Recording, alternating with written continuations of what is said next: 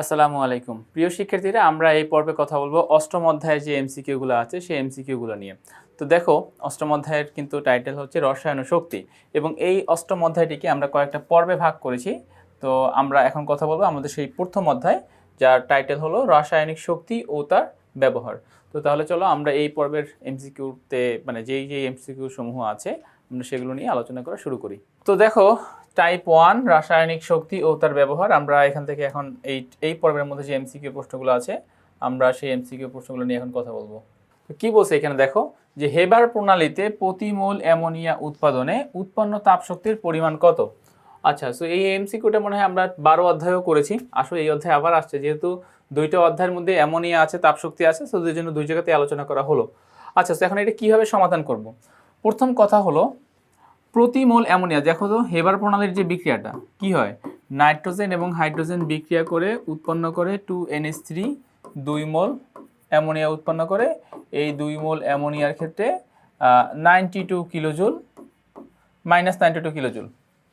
আচ্ছা, এখন প্রশ্ন হচ্ছে যে 2 মোল অ্যামোনিয়া মিলে তাপ উৎপন্ন করতেছে -92 কিলোজুল, তাহলে 1 মোল অ্যামোনিয়া কতটুকু তাপ উৎপন্ন করবে? 92-র অর্ধেক 46 কিলোজুল। তাহলে আমরা প্রথম অ্যান্সার পাচ্ছি, আমাদের 1 মোলের জন্য 46 হবে। এবার আমরা তো জানি যে এইখানে ডেল এর মান ঋণাত্মক, কিন্তু প্রশ্নে দেখো উৎপন্ন বলে দিছে। আমরা ডেল এইচ মাইনাস দ্বারা কি বোঝাই? বিক্রিয়া দ্বারা তাপ উৎপন্ন হবে, এবং এখানে যে তাপ উৎপন্ন হবে সেটা অলরেডি কোশ্চেনের মধ্যে মেনশন করে দিয়েছে। এই জন্য আমাকে এখন আর এক্সট্রা মাইনাস চিহ্ন দিতে হবে না। অতএব এই প্রশ্নের সঠিক অ্যান্সারটা হচ্ছে গ নাম্বার। তো ব্যাপারটা হচ্ছে এরকম যে প্রতি মোল বলাতে 92কে 92কে আমরা 2 দিয়ে ডিভাইড করেছি, আর উৎপন্ন বলাতে আমরা তার উপর থেকে মাইনাস চিহ্নটা সরিয়ে নিয়েছি। তো এই জন্য আমরা এখান থেকে কয়ের অ্যান্সার পাচ্ছি 46 কিলোজুল। আচ্ছা, এরপরটা যাচ্ছি আমরা পরবর্তী প্রশ্নে। কি বলতেছে দেখো, ক্যালসিয়াম অক্সাইড কার্বন ডাইঅক্সাইড মিলে ক্যালসিয়াম কার্বনেট উৎপন্ন হচ্ছে। তো এই বিক্রিয়ায় ডেল এইচ এর মান কত? এই বিক্রিয়া ডেল এইচ এর মান 2 ফিক্সড, এটা 176.8 কিলোজুল। মনে রাখবে, এটা কিন্তু তোমাদের বইয়ের জ্ঞানমূলক, এটা তোমাদের বইয়ের মধ্যে আছে, ওখান থেকে জাস্ট এই হিসাবটা করা হয়। সো সেকেন্ড প্রশ্নের সঠিক অ্যান্সারটা হবে ক নাম্বার। আচ্ছা, 3 নাম্বার প্রশ্নে যাচ্ছে, দেখো কি বলতেছে যে 1 মোল মিথেন গ্যাস পোড়ালে কত কিলোজুল তাপ শক্তি উৎপন্ন হয়? 1 মোল মিথেন গ্যাস পোড়ালে 890 কিলোজুল তাপ শক্তি উৎপন্ন হয়। এরপরটা খেয়াল করো, এটাও কিন্তু বলছে 1 মোল মিথেন গ্যাস পোড়ালে, এটা বলছে কত জুল। তাহলে 890কে 1000 দিয়ে গুণ দিয়ে দাও, 1000 দিয়ে গুণ দিয়ে দাও, তাহলে কত হচ্ছে? একক, দশক, শতক, সহস্র, অযুত, লক্ষ, 8,91,000। এখানে 90, বাট এখানে 1 চলে আসছে 1000 বেশি, যেহেতু তাপের পরিমাণ তো একুরেটলি হিসাব কাছাকাছি আর কি, ক্লোজ অ্যান্সার আমাদের এইটা। এই জন্য আমাদের এখানে এটার সঠিক অ্যান্সারটা হচ্ছে ক নাম্বার। আচ্ছা, সো এটা হচ্ছে খ নাম্বার, এটা হচ্ছে কিলোজুলে, আর এই কিলোজুলকে 1000 দিয়ে গুণ দিলে যেটা পাই সেটা হচ্ছে জুল, সেখানে অ্যান্সার পাচ্ছি আমরা ক নাম্বারটা। আচ্ছা, আমরা যাচ্ছি পরবর্তী প্রশ্ন। কি বলছে দেখো, কোনটি পানিতে রাখলে পানি গরম হয়? তাপ উৎপাদী কে? এখানে তাপ উৎপাদী মূলত ক্যালসিয়াম অক্সাইড। দেখো, তুমি ক্যালসিয়াম অক্সাইড বা চুনের সাথে যখন পানি অ্যাড করবা, তখন সেখান থেকে তুমি কি পাবো উৎপাদ হিসেবে? Calcium hydroxide. এই ক্যালসিয়াম হাইড্রোক্সাইড কি করে বলো তো? ক্যালসিয়াম হাইড্রোক্সাইড চুনের পানিকে গরম করে ফেলে। আচ্ছা, গেল এটা। তো দেখো, আমাদের নেক্সট প্রশ্ন কি বলেছে, হাইড্রোজেন এবং আয়োডিন বিক্রিয়া করে হাইড্রোজেন আয়োডাইড তৈরি করছে। এই বিক্রিয়ার ডেল এইচ এর মান 52। তো এই 52 ডেল এইচ যেহেতু পজিটিভ, তার মানে বিক্রিয়াটা কি হবে? তাপহারী হবে। তো এখান থেকে যে 4টা গ্রাফ, এই 4টা গ্রাফের কোন গ্রাফটা আসলে এই বিক্রিয়াকে রিপ্রেজেন্ট করতেছে? তো প্রথম কথা হচ্ছে, আমরা অলওয়েজ এটা মনে রাখবো, এখানে ই দ্বারা বোঝানো হয় সক্রিয়ণ শক্তি, আর এখানে এক্স এক্সিস বরাবর থাকে সময়ের সাথে শক্তির যে পরিবর্তনটা হয় এইটাই মূলত দেখানো হয়। তো প্রথম আমরা যেটা মাথায় রাখবো, যে এই যে দুইটা পয়েন্ট আছে, এই দুইটা পয়েন্ট বাদ যাবে। কেন? আমরা সবসময় তীর চিহ্ন বিক্রিয়ক থেকে উৎপাদের দিকে দিব, কখনোই উৎপাদ থেকে বিক্রিয়কের দিকে দিব না। তার মানে এখানে দেখো, উৎপাদ থেকে বিক্রিয়কের দিকে দেখানো হচ্ছে। সো দ্যাটস তো এটা কি, এটা হয়ে যাচ্ছে তোমার ভুল ডিরেকশন। এবারে যেহেতু তোমার ডেল এইচ এর মান যেহেতু তোমার পজিটিভ, তার মানে বিক্রিয়াটা কি? তাপহারীতে কি হবে দেখো তো, বিক্রিয়ক থেকে উৎপাদের সক্রিয়ণ শক্তির মান বেশি হবে। তার মানে এখানে সঠিক অ্যান্সারটা হবে ক নাম্বার। এখন কেন বেশি হবে খেয়াল করো, যদি তোমার এই যে এইটা এখানে কি হচ্ছে, এখানে বিক্রিয়কের এনার্জির মান উৎপাদ থেকে বেশি, ফলে তুমি যখন বিক্রিয়ক থেকে উৎপাদে যাবা তখন তোমার এনার্জি ছাড়তে হবে, আর এনার্জি যখন তুমি ছাড়বা তখন সেই এনার্জিটাকে বলে আমরা তাপ শক্তি, এবং তখনই আমরা বলি বিক্রিয়াটা তাপ উৎপাদী।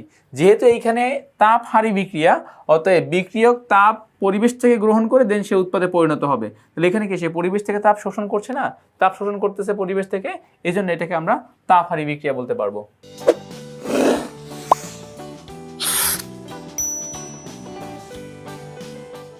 আচ্ছা, গেল এটা।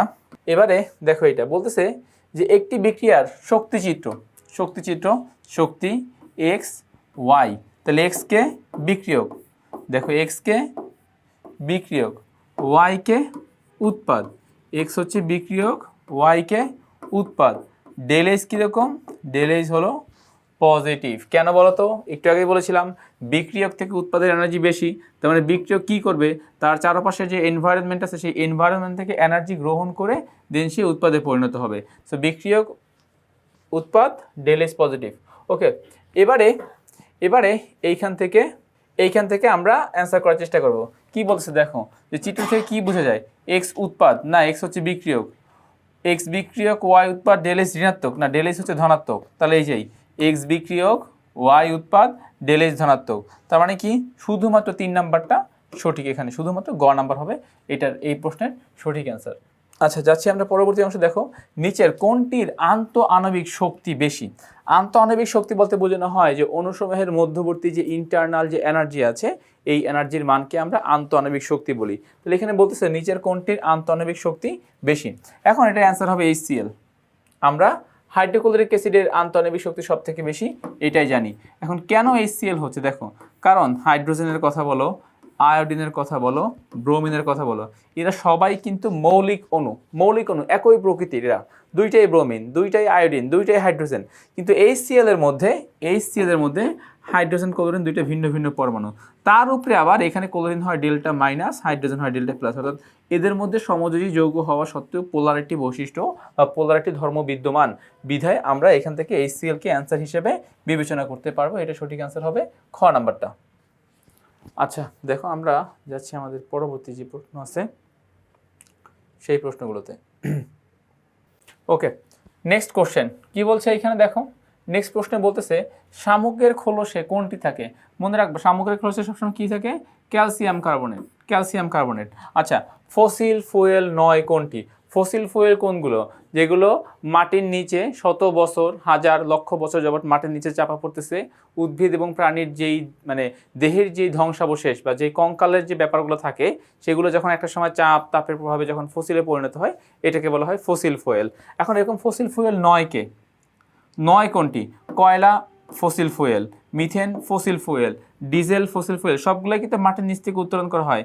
শুধুমাত্র ইথানল, অ্যালকোহল, এটা কখনো মাটির নিচ থেকে উত্তোলন করা হয় না।